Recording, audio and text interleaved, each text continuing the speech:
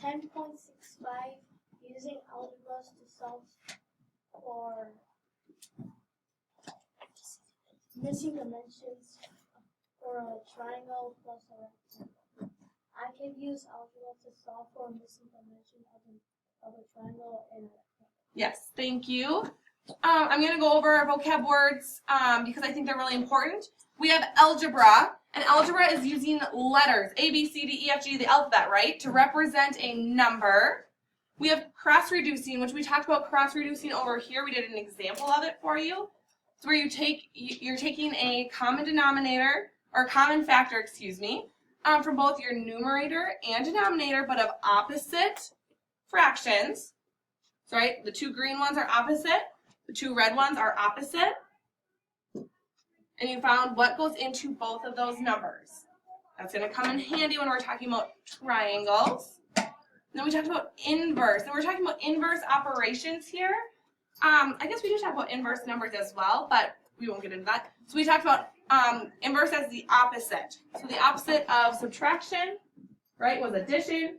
The opposite of multiplication was division. So that's how you get rid of it. If you're dividing by something in an equation, you want to get rid of the division, you're going to multiply by it, right? All right, so then we talked about using algebra to solve using a rectangle. The majority of you, I think, understand this. We're not really going to go into too big of depth with this one. Our cheat sheet idea, though, was variable, which I think was a really good cheat sheet idea, and that is the letter, so, right, bringing in algebra again, that is used to represent your number. We wrote out steps. What was step 1, Absa? What was the first thing we have to do? Write my formula. Yes, you have to write your formula. Tyler, what is step 2? Yep, we're going to fill in what we know. So we're going to fill into our formula what we know. Step 3, Lily, what was step 3? Use the inverse operation to find your unknown. Yep, and what else did we have to do? We had to divide. Yep, so if you divide on one side, you have to divide on the other. So we showed that here, we divided by 6 here. We have to divide by 6 here, right? You have to keep it even on both sides of the equal sign. All right, and then step 4 was what, Caleb? Do the math. Do the math. And sometimes you're going to have to do step 3 and step 4 multiple times, right? Depending on how many steps there are. When we're solving for a triangle, you do step 3 and 4 twice. For a rectangle, you just have to do it once. All right, here's another example that you can take a look at. The green represents where we were doing some cross-reducing, right? All right, so then number 6, we did a triangle. We had an example of a triangle. And we said that the height was 16 feet. Do we know what the base is, everyone? No. No. What was our area, Mary? 96. 96 feet. So again, what was the first thing we had to do, Sophia? We had to do base height. Yep, so you just rewrote the formula, right? So you knew what you were going to plug in. Number 2, Janae, what did we have to do for step number 2? We put in the height and the area. Yep. That's what we knew. Because that's what we knew, exactly. Thank you. Number 3, what did we do for number 3, Allison?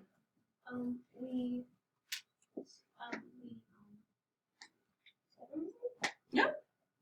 So for step 3, we cross-reduced 2. Mm-hmm. So we got rid of 2 because 2 was in the bottom of our fraction, and we don't like fractions, right? So we try to get rid of it. Okay. So we did 2 over here, and then we did what else in step number 3?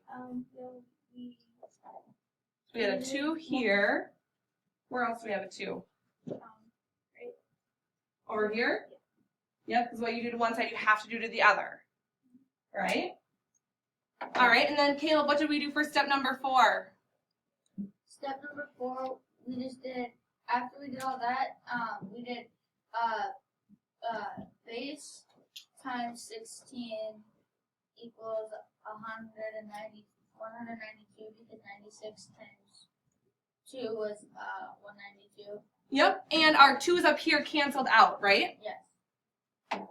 All right. Then for step number 3 again, so we had to do step number 3 again. Will, what do we do for step number 3?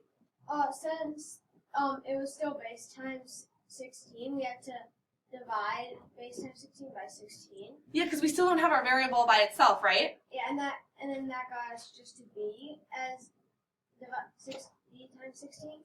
Yeah. And we had to do the same thing to the other side. Okay. And then what was our total answer, Will? 12 feet. 12 feet. We got 12 down here. Because our 2 16s, they canceled out, leaving b as the only thing on the left side of our equal sign. And then we had to do 12 divided by 16 over here, and that left us with 12 feet.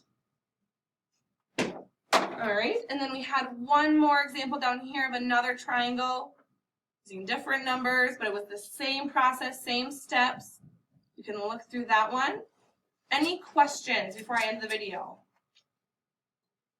All right.